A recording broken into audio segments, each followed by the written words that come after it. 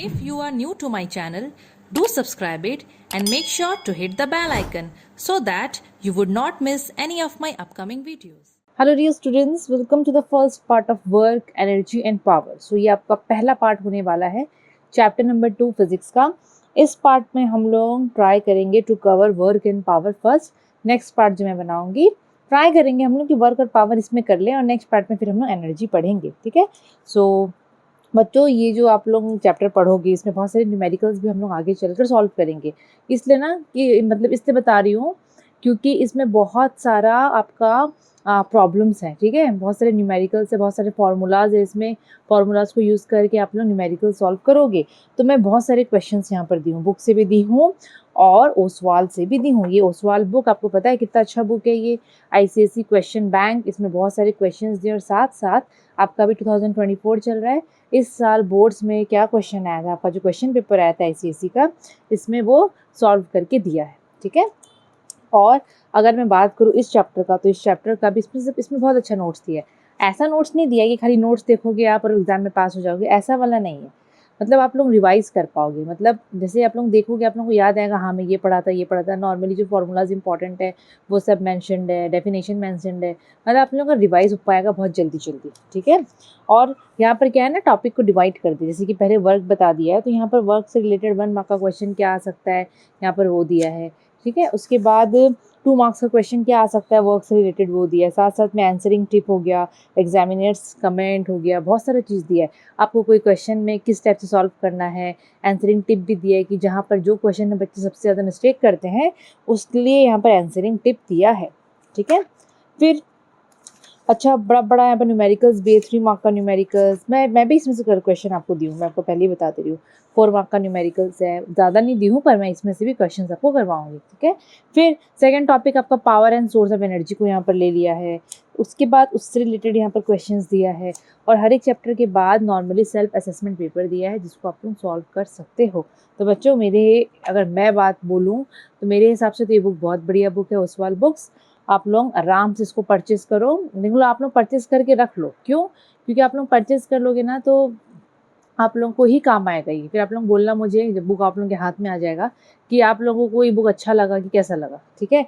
साथ ही साथ अभी मैं आपको बता दूं अबाउट केमिस्ट्री मास्टरी इंटेंसिव। बच्चों देखो, फिजिक्स का और बायो का तो आप लोग नॉर्मली वीडियोस देख पाओगे, लेकिन मैं एक स्पेशल कोर्स बनाई हूँ केमिस्ट्री मास्टरी इंटेंसिव। किसके लिए? आप लोगों के लिए, क्लास 10 स्टूडेंट्स के लिए। आप लोगों को उसमें एनरोल करना है। एनरोल कर लोगे आप लोग तो उसके बाद आप लोगों को सारा चैप्टर्स का, अभी पूरा चैप्टर्स अपलोड नहीं हुआ है, एक एक करके सारा चैप्टर्स का आप लोगों को वहाँ पर वीडियो मिलेगा। साथ ही साथ मैं वीकली क्लास कर रही हूँ जिसमें बच्चों को बोर्ड्स का क्वेश्चन सॉल्व करवा रही हूँ। अलग अलग क्वेश्चंस अलग अलग बुक से करवा रही हूँ। मतलब जितना हो सके मैं क्वेश्चंस करवा रही हूँ ताकि उनका कहीं कहीं से भी कुछ भी क्वेश्चन ना रह जाए। बहुत प्रैक्टिस हम लोग कर रहे हैं। ठीक है। फिर हम लोग का फेसबुक में एक प्राइवेट ग्रुप है, उसमें मैं क्वेश्चन शेयर कर रही हूँ, important boards question, test paper का क्वेश्चन। तो बहुत सारी चीज़ें बच्चों केमिस्ट्री मास्टरी इंटेंसिव में।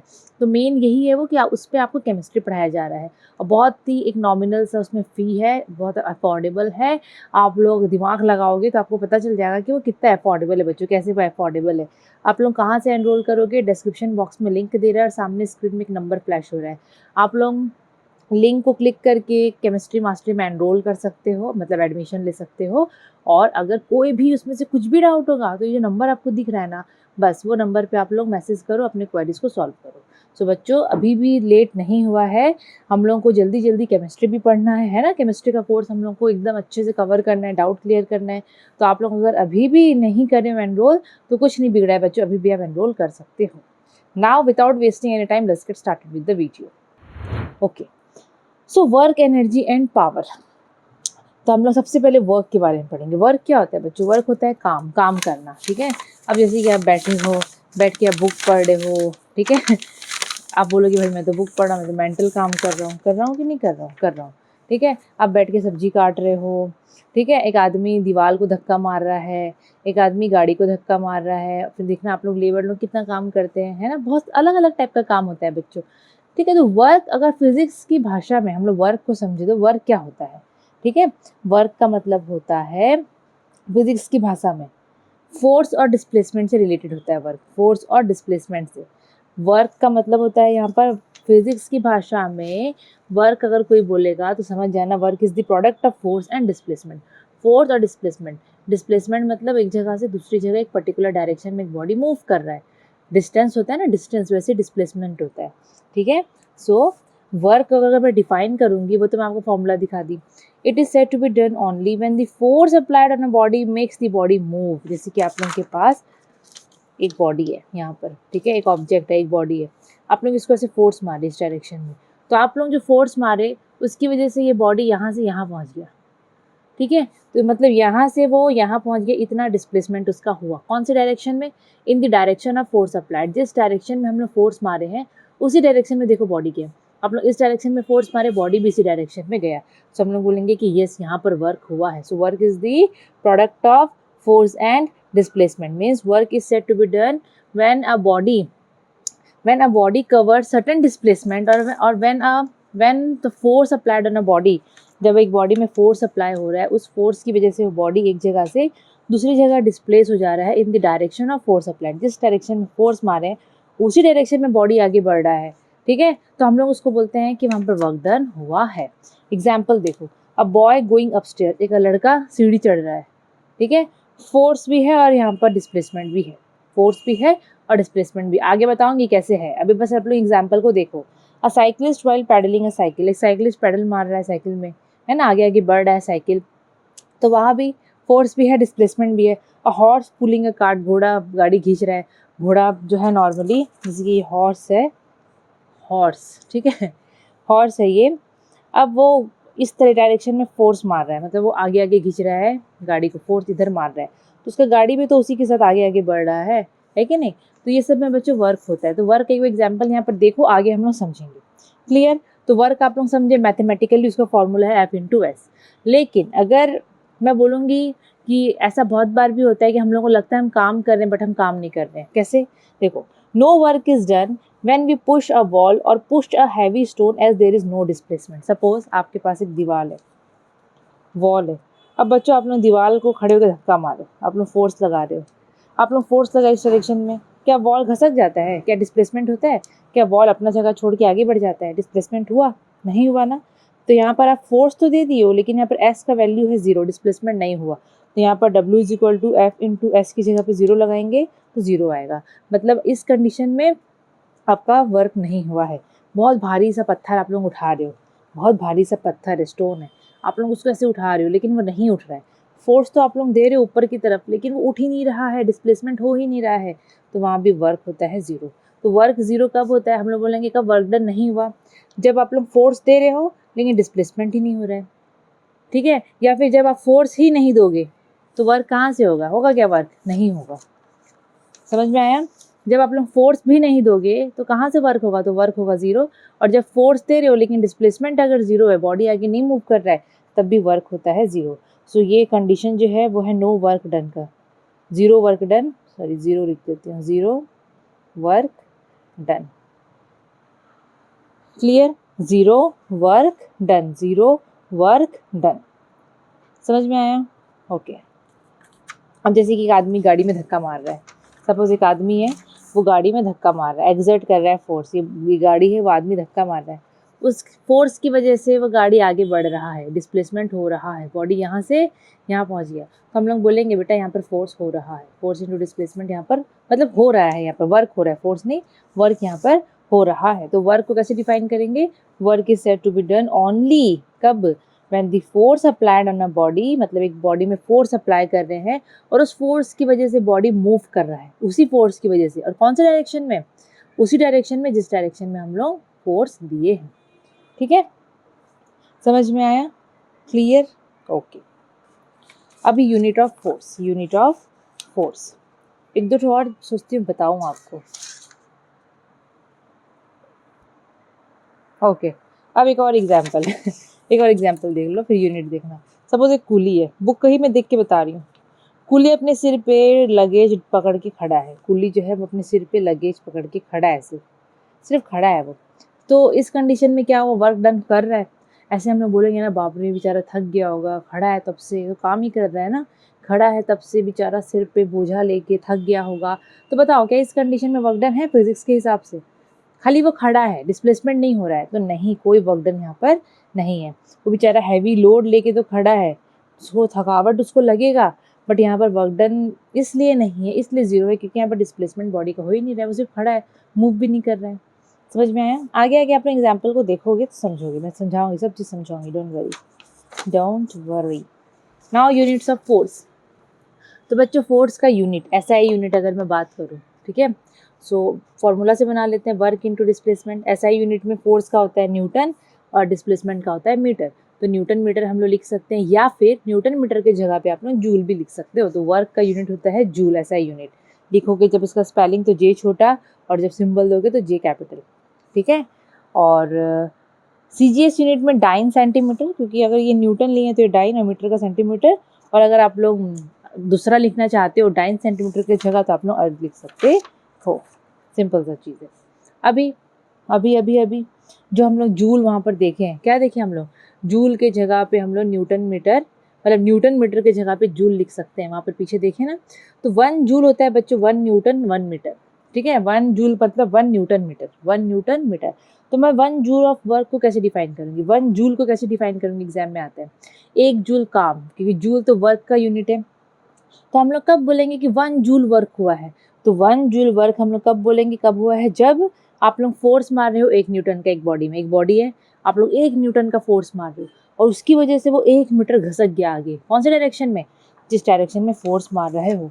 सपोज ये आप लोगों के पास एक बॉडी है, आप लोग ये फोर्स मार रहे हो ना, 1 न्यूटन का फोर्स मार रहे हो, न्यूटन होता है फोर्स का ऐसा यूनिट, 1 न्यूटन का फोर्स मारे आप लोग के, इस फोर्स की वजह से बॉडी इसी डायरेक्शन में आगे 1 मीटर बढ़ गया, 1 मीटर बॉडी आगे बढ़ गया, 1 मीटर, ये भी ऐसा यूनिट है। तो यहाँ पर इस समय जो वर्क हुआ उसको हम लोग बोलेंगे 1 जूल, 1 जूल, ऐसे आप लोग आराम से डिफाइन कर सकते हो। अब कुछ बिगर यूनिट्स भी होते हैं जूल के वर्क के बच्चों, ठीक है। अब आप लोग ये देखिए ना, ये एसआई यूनिट जूल हो गया, फिर उसका आप लोग सीजीएस यूनिट भी देख लिए। अब थोड़ा वर्क का बिगर यूनिट देखो, क्योंकि बड़ा बड़ा भी तो वर्क होता है ना, तो बिगर यूनिट ऑफ वर्क देखो, एक होता है बच्चों किलो जूल, एक होता है मेगा जूल, एक होता है गीगा जूल, ठीक है। किलो जूल होता है कितना, 1000 जूल, 1 मेगा जूल होता है 10⁻⁶ जूल, 1 गीगा जूल होता है 10⁻⁹ जूल, इसको थोड़ा याद रख लेना, ठीक है। और अगर मैं 1 अर्थ का मैं अगर मीनिंग समझाऊँ आपको, तो यहाँ पर देखो उल्टा लिख दी हूँ मैं, डाइन सेंटीमीटर को हम लोग ये भी बोल सकते हैं। तो 1 erg is equal to 1 dyne into 1 centimetre. तो 1 अर्ज जो यहाँ पर दिया है उसको कैसे डिफाइन करूँगी, सपोज आपके पास एक बॉडी है, आप लोग उसमें 1 डाइन फोर्स मारे हो, फोर्स कितना दियो, 1 डाइन दियो, उसकी वजह से वो बॉडी उसी डायरेक्शन में आगे 1 सेंटीमीटर बढ़ गया। तो यहाँ पर जो वर्क डन हुआ कब, जब हम लोग 1 डाइन का फोर्स एक बॉडी में मारे, तो उसकी वजह से वो बॉडी उसी डायरेक्शन में, in the direction of force, वो 1 सेंटीमीटर आगे बढ़ गया। तो हम लोग वहाँ पर बोलेंगे कि 1 अर्थ का वर्क यहाँ पर डन हुआ है। क्लियर? अभी relationship between joule and erg, ये भी देख लो, relationship between joule and erg. So बच्चों 1 मतलब जूल और अर्थ के बीच का रिलेशनशिप आप लोग कैसे बनाओगे, सबसे पहले आप लोग 1 जूल लिख लो, 1 जूल कितना होता है, 1 न्यूटन इंटू 1 मीटर। अच्छा, आप लोग इससे पहले चैप्टर में पढ़े हो, क्योंकि आप लोग इसको जूल और अर्ग का आप लोग यहाँ पर रिलेशन देख रहे हो, तो हम लोग क्या करेंगे, न्यूटन को अब सीजीएस यूनिट में कन्वर्ट करने लग जाएंगे। न्यूटन हुआ जो भी सीजीएस ऐसा यूनिट में दिया है, 1 न्यूटन कितना डाइन होता है, 10⁵ डाइन, पहले आप लोग पढ़े हो चैप्टर में। 1 मीटर कितना सेंटीमीटर, 100 सेंटीमीटर, तो मैं उसको 10⁻² लिख रखी हूँ। अब इन दोनों को अगर आप लोग चाहोगे तो ऐसे लिख सकते हो, टोटल 7 जीरो आया, 10⁻⁷ डाइन सेंटीमीटर लिख सकते हो, और डाइन सेंटीमीटर की जगह पे आप लोग ये लिख सकते हो कि नहीं, तो 1 joule is equal to 10⁻⁷ what, erg, 10⁻⁷ अर्ग, ठीक है। सिंपल है, याद रखना। आप लोग को क्या याद रखना है एग्जाम के हिसाब से, इसका एसआई यूनिट क्या है, 1 जूल का डेफिनेशन क्या है, ठीक है, रिलेशनशिप बिटवीन जूल एंड अर्ग, एंड ये सब चीज़ें आप लोगों को याद रखना है। अब अच्छा, अभी तक आप लोग पढ़े हो वर्क का फॉर्मूला होता है F×S, ये पढ़े हो। अगर F और S में से कोई भी जीरो हुआ तो वर्क जीरो होगा। अगर आप लोग फोर्स ही नहीं मार रहे हो बॉडी में और सोच रहे हो डिस्प्लेसमेंट होगा, तो होगा क्या, नहीं होगा, तो वर्क भी वहाँ पर जीरो होगा। अगर आप लोग बॉडी में फोर्स मार रहे हो, दीवार को धक्का दे रहे हो, लेकिन डिस्प्लेसमेंट नहीं हो रहा, दीवार आगे नहीं बढ़ रहा है, तो डिस्प्लेसमेंट जीरो, तो वर्क जीरो। आप लोग ये सब पढ़े हो। अब आप लोग एक नया फार्मूला पढ़ोगे, किसका, वर्क का। फार्मूला दिखाऊं, ये फार्मूला, ये कैसे आया, ये ऐसे आया, ठीक है। अभी सो mathematical expression of work done when displacement of a body is not in the direction of force apply. मतलब अभी आप लोग कैसा कंडीशन देखोगे, अभी तक आप लोग क्या पढ़े थे कि वर्क कब होता है, जब आप लोग बॉडी को फोर्स मार रहे हो और उस फोर्स की वजह से उसी डायरेक्शन में बॉडी मूव करेगा। लेकिन यहाँ पर देखो, एक ऑब्जेक्ट है, आप लोग इसको फोर्स मार रहे हो, ऐसे ऐसे धक्का मार रहे हो, लेकिन वो बॉडी ऐसे पहुंच जा रहा है, स्लैंटिंग जगह में वो ऊपर उठ गया, डिस्प्लेसमेंट उसका कैसे हो रहा है, ऐसे हो रहा है। ठीक है, आप लोग बॉडी को ऐसे फोर्स मार रहे हो along this direction, CB direction. Suppose there is a body and you are exerting F, मतलब कांस्टेंट फोर्स आप लोग एक्सर्ट कर रहे हो in the direction of CB, ये C और ये B है, इस डायरेक्शन में आप लोग फोर्स मार रहे हो। ठीक है, लेकिन ये जो बॉडी है it displaces along this inclined surface. ये बॉडी है, फोर्स हम लोग ऐसे मार रहे हैं, लेकिन बॉडी भाई ऐसे भाग जा रहा है। बॉडी कैसे है, वैसे भाग जा रहा है। तो आप लोग यहाँ पर एक चीज़ ध्यान दो, फोर्स आप लोग ऐसे दे रहे थे बॉडी को इस डायरेक्शन में, लेकिन बॉडी का डिस्प्लेसमेंट हो रहा है इस डायरेक्शन में। तो उन दोनों के बीच में एक एंगल बन रहा है जिसको हम लोग थीटा ले सकते हैं। फोर्स आप लोग दे रहे हो इस डायरेक्शन में, ऐसे फोर्स आप लोग बॉडी का इस डायरेक्शन में दे रहे थे, इस लाइन पे। ठीक है, एक बॉडी यहाँ पर था, लेकिन वो बॉडी क्या किया, ऐसे नहीं जाके, क्योंकि हम वर्क में पढ़े हैं ना डेफिनेशन में कि वर्क डन कब होगा, जब बॉडी उसी डायरेक्शन में मूव करेगा जिस डायरेक्शन में हम फोर्स अप्लाई कर रहे हैं। लेकिन यहाँ पर वो बॉडी जो है वो ऐसे इंक्लाइंड प्लेन के ऊपर यहाँ पहुँच गया चढ़ के। तो क्या उस डायरेक्शन में बॉडी मूव किया, उस डायरेक्शन में बॉडी मूव नहीं किया। तो हम लोग यहाँ पर क्या करेंगे, और बॉडी यहाँ से लेकर यहाँ गया तो ये डिस्प्लेसमेंट S हो गया, मैं यहाँ पर इसको S लिख दूँ, यहाँ से लेकर यहाँ चला गया तो ये हो गया S, ये क्या हो गया, S हो गया। ठीक है, अभी हम लोग को क्या करना है यहाँ पर, क्योंकि हम लोग को वर्क डन निकालना है, हम लोग को फोर्स और उसी डायरेक्शन में डिस्प्लेसमेंट होता है, तो हम लोग को डिस्प्लेसमेंट का S भी निकालना है। तो हम लोग क्या करेंगे बच्चों, हम लोग यहाँ पर डिस्प्लेसमेंट का कंपोनेंट फाइंड करेंगे in the direction of force. इसी डायरेक्शन में हम लोग डिस्प्लेसमेंट का कंपोनेंट फाइंड करेंगे। ठीक है, कंपोनेंट फाइंड करेंगे, जिसके लिए हम लोग क्या करेंगे, एक परपेंडिकुलर ड्रॉ करेंगे। यहाँ पर देखो, एक तो परपेंडिकुलर ये AB में ड्रॉ करी हूँ। अब इससे आप लोग सिर्फ ये पढ़े थे, ऐसे फोर्स जा रहा था और ऐसे यहाँ पर डिस्प्लेसमेंट हो रहा है। अभी हम लोग क्या करेंगे, एक परपेंडिकुलर AB ड्रॉ करेंगे इस लाइन पे। ठीक है, तो एक ट्रायंगल बन गया, ये क्या बन गया, ये एक ट्रायंगल बन गया। अभी तो हम लोग को बच्चों क्या करना है, जैसे कि हम लोग एक बॉडी को ऐसे फोर्स दे रहे थे। ठीक है, एक बॉडी है, हम लोग उसको फोर्स दे रहे हैं, लेकिन वो बॉडी क्या कर रहा है, वो पट्टा इधर पहुँच जा रहा है, यहाँ पहुँच जा रहा है, यहाँ डिस्प्लेसमेंट हो जा रहा है। हम लोग फोर्स दे रहे थे इस डायरेक्शन में, तो बॉडी इस डायरेक्शन में नहीं जाके ऐसे चला गया, इधर डिस्प्लेसमेंट हो गया। लेकिन हम लोग वर्क में क्या पढ़े हैं बच्चों, वर्क में हम लोग पढ़े हैं कि फोर्स और डिस्प्लेसमेंट एक ही डायरेक्शन में होना चाहिए। आप लोग जिस डायरेक्शन में फोर्स दे रहे हो, बॉडी उसी डायरेक्शन में डिस्प्लेस होना चाहिए। लेकिन हम लोग को यहाँ क्या मिला, हम लोग को यहाँ पर मिला है इधर में S, यहाँ डिस्प्लेस हो गया। तो हम लोग को ये पार्ट निकालना है कि डिस्प्लेसमेंट इधर ही होना चाहिए, फोर्स तो है, डिस्प्लेसमेंट इधर होना चाहिए। तो पता है हम लोग क्या करेंगे, आप लोग 11 में पढ़ोगे, जैसे कि कोई ऑब्जेक्ट अगर ऐसे मूव कर रहा है तो आप लोग उसको दो भाग में तोड़ सकते हो, दो डायरेक्शन में आप लोग तोड़ सकते हो उसको। एक ये हो गया जो थीटा एंगल बन रहा है, क्योंकि यहाँ पर भी देखो ये डिस्प्लेसमेंट जो है, और अब ये फोर्स हम लोग ऐसे दे रहे थे, इस लाइन पे दे रहे थे। ये पूरा फोर्स नहीं, ये तो लाइन है बच्चों, फोर्स हम लोग बस इस डायरेक्शन में दे रहे हैं, ये समझो। ठीक है, लेकिन वो बॉडी ऐसे डिस्प्लेस कर दिया, तो वो इस लाइन के साथ एक एंगल बना रहा है थीटा, तो यहाँ पर वही एंगल हो गया थीटा। तो ये जो S है इसको दो कंपोनेंट में हम लोग तोड़ेंगे, एक जाएगा 90 डिग्री वाला सीधा, एक जाएगा ऐसे। तो बच्चों जो नीचे तरफ जा रहा है एंगल के साथ, मतलब यहाँ थीटा बनाया ना, उसके साथ जो लाइन लगा हुआ है मैं उसको बना दूंगी S, मतलब ये S का S लिख दी और cos थीटा। और जो ऐसे 90 डिग्री करके ऊपर जा रहा है वो बन जाता है S साइन थीटा, मतलब वहाँ पर साइन थीटा लगता है, इधर में cos थीटा लगता है। तो यहाँ पर मैं क्या कर रही हूँ, अब समझो, डायग्राम से थोड़ा अलग समझा रही हूँ ताकि आप लोग समझ पाओ। यहाँ पर S इस डायरेक्शन में है, तो अगर मैं इसको तोड़ूंगी दो भाग में ऐसे ऐसे, तो ये जो नीचे तरफ जा रहा है ये हो जाएगा S cos थीटा, क्योंकि ये एंगल से अटैच है, और ये ऊपर वाला हो जाएगा S sin थीटा, जिसको हम लोग को लिखना नहीं है। अभी अगर मैं वर्क निकालूंगी तो मैं इसका फॉर्मूला F इंटू डिस्प्लेसमेंट, तो डिस्प्लेसमेंट क्या निकला इस डायरेक्शन में, S cos थीटा। तो देखो यहाँ पर F into S cos theta और W is equal to FS को साथ में लिख लो, और ये cos थीटा आप लोग यहाँ पर लिख लो। सिंपल समझे, जिस तरीके से मैं समझाई आपको, समझ में आया आपको जिस तरीके से मैं समझाई। अब यहाँ पर पता है क्या दिया है, यहाँ पर क्या किया है, ये आप लोग समझ गए, ये लाइन पे थीटा बना रहा है, तो यहाँ पर ऐसे एक तो परपेंडिकुलर ड्रॉ कर दिया है, यहाँ पर एक परपेंडिकुलर ड्रॉ कर दिया है। एग्जाम में ये सब लिखने नहीं आएगा, ठीक है, खाली समझा रही हूँ मैं आपको। अब यहाँ पर एक ट्रायंगल बन गया, ABC triangle, right angle triangle. Cos theta आप लोग पढ़े हो, नहीं पढ़े हो तो आप लोग क्लास 10th में पढ़ोगे। कॉस थीटा क्या होता है बच्चों, कॉस थीटा का फॉर्मूला होता है CB/AC, मतलब बेस इंटू हाइपोटेनस। ठीक है, तो cos theta is equal to CB हमको पता नहीं है, हम लोग को तो यही तो निकालना है, CB डिवाइडेड बाय AC क्या है, ये क्या है AC S है, अब यहाँ पर C B is equal to S into cos theta. अब यहाँ पर देखो वर्क का फॉर्मूला एफ इंटू ये होना चाहिए डिस्प्लेसमेंट का सी बी, तो सी बी की जगह पे लिख दिया एस कॉस थीटा। ऐसे भी आप लोग समझ सकते हो, और मैं वहाँ पर जो समझाई आप लोग वैसे भी समझ सकते हो। तो एफ और एस को साथ में कर दो, कॉस थीटा को अलग कर दो, तो W is equal to F S cos theta. W यहाँ पर क्या है, work done on the body. F क्या है, फोर्स जो हम अप्लाई करे हैं बॉडी में। एस क्या है, एस यहाँ पर डिस्प्लेसमेंट है बॉडी का। और थीटा क्या है, थीटा है angle between direction of force and direction of displacement. Force और डिस्प्लेसमेंट के बीच का एंगल है थीटा, एंगल है थीटा। ठीक है, अब आप लोग पढ़ोगे कुछ स्पेशल केसेस। स्पेशल केसेस तो बच्चों देखो 3 कंडीशन होता है, 3 केस होते हैं। एग्जाम्पल मैं बुक से भी आप लोगों को समझाऊंगी। अब पहला, अगर वो थीटा, क्योंकि देखो हमने ये फॉर्मूला पढ़े ना, अब इसी फॉर्मूला को लेके 3 कंडीशन है। सपोज थीटा 0 डिग्री है, सपोज फोर्स और उसके बीच का एंगल 0 डिग्री है, मतलब आप लोग फोर्स इस डायरेक्शन में दे रहे हो और डिस्प्लेसमेंट भी इस डायरेक्शन में हो रहा है, इसी डायरेक्शन में हो रहा है, तो इनके बीच में कोई एंगल बना नहीं बना। सपोज थीटा इज 0 डिग्री, तो आप लोग फॉर्मूला में डालो एफ एस कॉस थीटा की जगह में 0।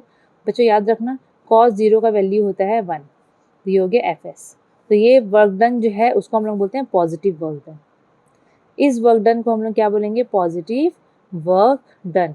मैक्सिमम वर्क डन होता है यहाँ पर कब, जब थीटा होता है 0। ठीक है, थीटा 0 होता है तो मैक्सिमम वर्क डन होता है, और पॉजिटिव वर्क डन हम लोग उसको बोलते हैं।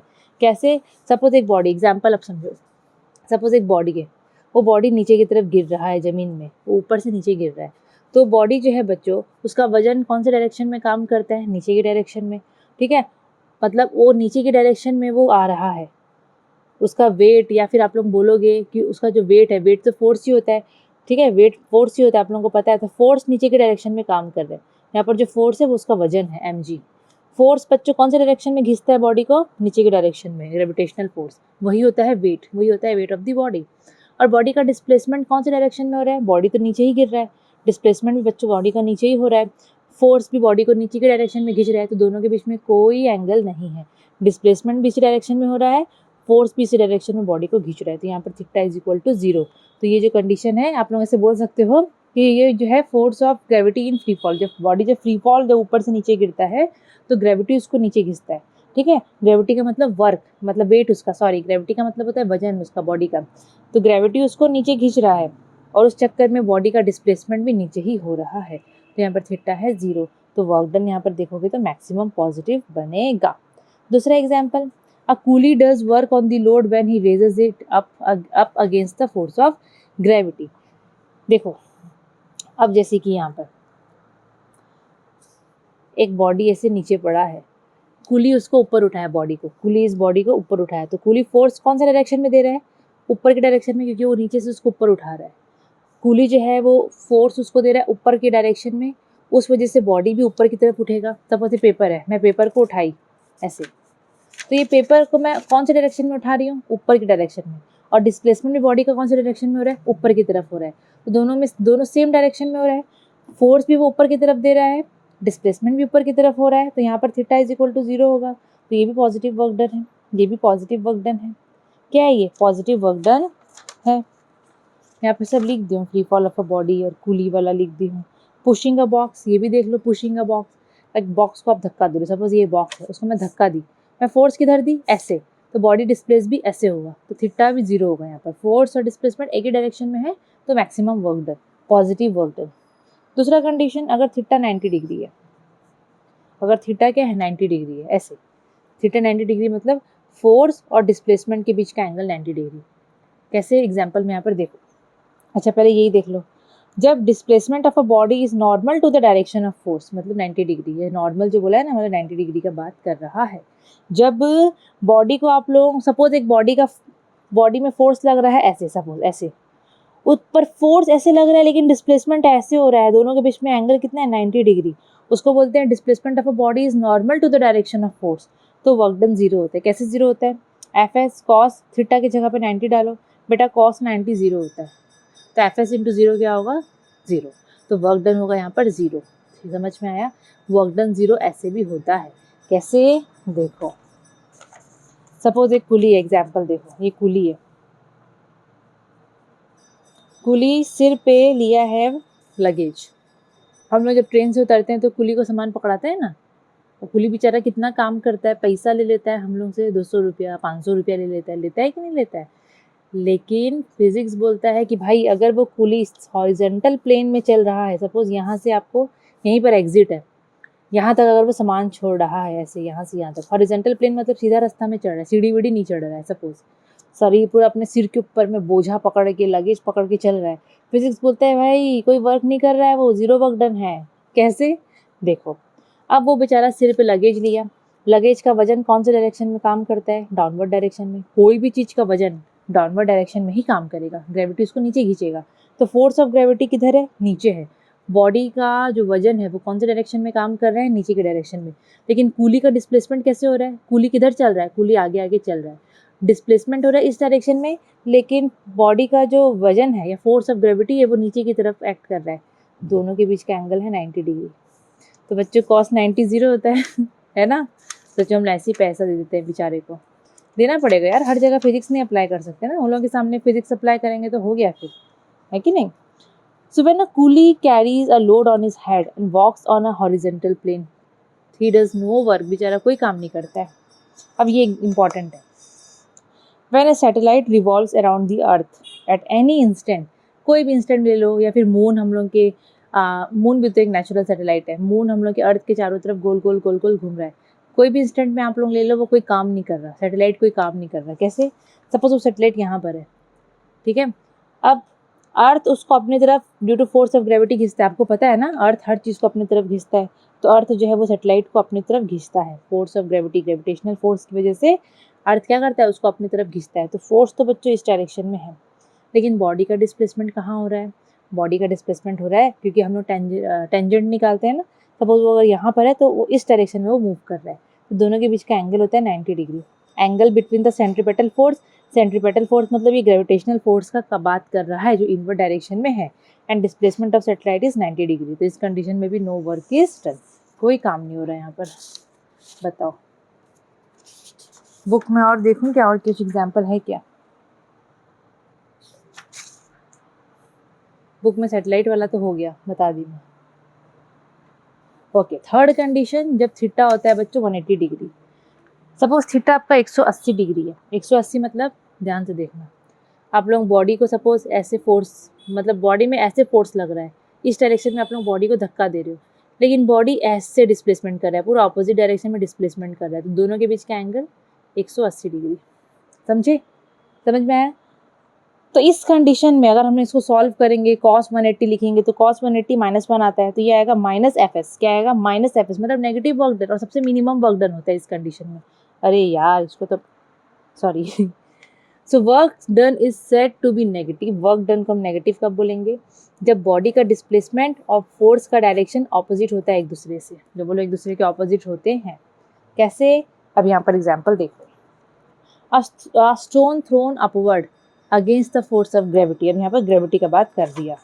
सपोज एक स्टोन है, ग्रेविटी उसको किधर खींचता है? नीचे की तरफ, और आप लोग वो स्टोन को ऊपर फेंक रहे हो, तो ग्रेविटी तो उसको नीचे खींच रहा था, लेकिन आप लोग उसको ऊपर फेंके हो, डिस्प्लेसमेंट हो गया ऊपर डायरेक्शन में, लेकिन ग्रेविटी नीचे की तरफ उसको खींच रहा है, तो इनके बीच का एंगल कितना है? 180 डिग्री। तो ये हो जाएगा नेगेटिव वर्क डन। समझ में आया? When a body moves on a surface, the force of friction opposes the motion of a body। अब ये आदमी, सपोज एक कोई आदमी है, वो चल रहा है, तो वो जो नॉर्मली जो है वो आगे की तरफ चलता है, लेकिन जो फोर्स ऑफ फ्रिक्शन है वो उसको, चलो ऐसे बताती हूँ सिंपल तरीके से। हम लोग को पता है कि अगर कोई दो ऑब्जेक्ट कांटेक्ट में है, जैसे कि हम लोग चलते हैं, ये पेन को मैसे करी, ये पेन अपने आप रुक जाएगा कुछ देर के बाद। क्यों? क्योंकि फोर्स ऑफ फ्रिक्शन इसको रोकता है। Force of friction opposing force होता है। हम लोग भी जब चलते हैं ना, हमारा पैर नीचे टच होता है, तो हम लोग आगे आगे चल रहे हैं, लेकिन एक फोर्स ऑफ फ्रिक्शन होता है जो कि हम लोग को ऑपोजिट डायरेक्शन में रोकता है, बोलता है नहीं तुम आगे नहीं जाओगे, आगे नहीं जाओगे, आगे नहीं जाओगे। तो हम लोग इस डायरेक्शन में डिस्प्लेस तो कर रहे हैं, लेकिन जो फ्रिक्शनल फोर्स है वो हम लोग को ऑपोजिट डायरेक्शन में ऐसे रोकता है, इस डायरेक्शन में वो काम करता है। तो यहाँ पर डायरेक्शन ऑपोजिट है, तो यहाँ पर भी नेगेटिव वर्क डन होता है, नेगेटिव वर्क डन होता है। क्लियर? अब वहाँ पर मैं condition of no work done या जीरो वर्क डन बताई थी, उसको भी आप लोग थोड़ा देख लेना। समझ में आया? अभी आप लोग ये देखो, अभी आप लोग यहाँ पर देखोगे work done by the force of gravity, work done by the force of gravity W is equal to mgh यहाँ पर आ रहा है। कैसे आ रहा है आप लोग वो देखोगे, नॉर्मल सी चीज़ है, कुछ ज़्यादा इसमें वो नहीं है। अभी सपोज एक बॉडी है of mass m that should be moved down through a vertical height either directly or through an inclined plane. Suppose एक बॉडी है, इसका वजन है m, मतलब मास m है, वजन तो नहीं, मास उसका m है, ठीक है। वो बॉडी को हम लोगों को ऊपर से नीचे लेके आना है, पूरा सीधा नीचे लेके आना है। या तो हम लोग उसको डायरेक्ट सीधा उतार देंगे या फिर इंक्लाइंड प्लेन इस टाइप से रहता है, उसके थ्रू हम लोग उतारेंगे, कैसे भी उतारेंगे। वो बॉडी जो है उसको हम लोग को ऊपर से नीचे लेके आना है, नीचे लेके आना है। सीढ़ी से उतार रहे हैं सपोज, ध्यान से सुनना ये चीज़, या तो इंक्लाइंड प्लेन से बॉडी को ऊपर से नीचे लेके आ रहे हैं, ठीक है, या फिर स्लोप से लेके आ रहे हैं, हिल से लेके आ रहे हैं, या फिर सीढ़ी से उतार रहे हैं। हम लोगों को बॉडी को ऊपर से नीचे लेके आना है। अब मुझे बताओ, वो बॉडी का मास m है, अब उसमें तो फोर्स ऑफ ग्रेविटी काम कर रहा है, जो कि वजन होता है, वेट होता है। तो इस बॉडी का वेट कौन से डायरेक्शन में काम करेगा? नीचे के डायरेक्शन में, जिसको हम लोग mg लिखते हैं। तो यहाँ पर मैं w वेट नहीं लिख रही हूँ, क्योंकि मैं फोर्स का ही बात कर रही हूँ, वेट फोर्स ही होता है कि नहीं। So this force of gravity वो जो है वो नीचे डाउनवर्ड डायरेक्शन में काम कर रहा है। और बॉडी का डिस्प्लेसमेंट किधर हो रहा है बच्चों? ऊपर से नीचे। बॉडी h डिस्टेंस या डिस्प्लेसमेंट यहाँ पर कवर करेगा। बॉडी जो है वो ऊपर से नीचे आएगा, इसका डिस्टेंस h है, बॉडी इतना कवर करेगा डिस्टेंस, और उसका जो वजन है, जो फोर्स ऑफ ग्रेविटी है, वो डाउनवर्ड डायरेक्शन में काम कर रहा है। पॉजिटिव वर्क डन हो रहा है यहाँ पर। मैं फॉर्मूला यहाँ पर लिख रही हूँ, W is equal to force into S, ठीक है। W is equal to force की जगह में मैं mg लिख सकती हूँ, s की जगह पे यहाँ h कवर किया है, तो W is equal to mgh हम लोग लिख सकते हैं कि नहीं। Work done by the force of gravity, ये क्या है? This is the work done, मतलब फोर्स ऑफ ग्रेविटी भी वर्क करता है ऐसे, by the force of gravity, ठीक है। और अगर जैसे कि आप लोग डायरेक्टली उसको ऊपर से नीचे उतार दिए तो भी ये आएगा, सीढ़ी से उतारते तो भी यही वैल्यू आएगा, स्लोप से उतारते तो भी यही वैल्यू आएगा। कैसे भी उतारो, देखो वर्क डन ना वो पाथ में डिपेंड नहीं करता कि ऐसा पाथ है कि सीधा पाथ है, उसमें डिपेंड नहीं करता है। याद रखना इस चीज़ को, कैसा भी रास्ता हो वर्क डन ऐसा ही आएगा। अगर ऊपर से नीचे लेके आ रहे हो बॉडी को आप लोग, तो वर्क डन ऐसा ही आएगा, ठीक है। नीचे से ऊपर लेके आओगे तो हो सकता है यहाँ पर नेगेटिव वाला कुछ वैल्यू आ जाए, ठीक है। लेकिन ऊपर से नीचे लेके आओगे, कैसा भी रास्ता हो, कुछ भी हो, सीढ़ी से लेके आ रहे हो, लिफ्ट से लेके आ रहे हो, आप लोग स्लैंटिंग एरिया से लेके आ रहे हो, वर्क डन का वैल्यू यही आएगा। क्लियर? ओके, पहला आप लोग यहाँ पर वर्क कवर कर चुके हो, तो पहला पार्ट इसको कर दें क्या बच्चों? कितना देर का हो गया है शायद, देखो ज़्यादा बड़ा करूँगे ना तो बच्चों को प्रॉब्लम होता है, इसको यहीं ख़त्म कर देती हूँ, ठीक है। पहला पार्ट बच्चों, फर्स्ट पार्ट आपका ओवर हो गया है। सेकंड पार्ट में हम लोग पावर से पढ़ेंगे, क्योंकि फिर न्यूमेरिकल्स भी आएगा ना, फिर हम लोग उसको जोड़ लेंगे, ठीक है। बहुत सारा हम लोग को सॉल्व करना है।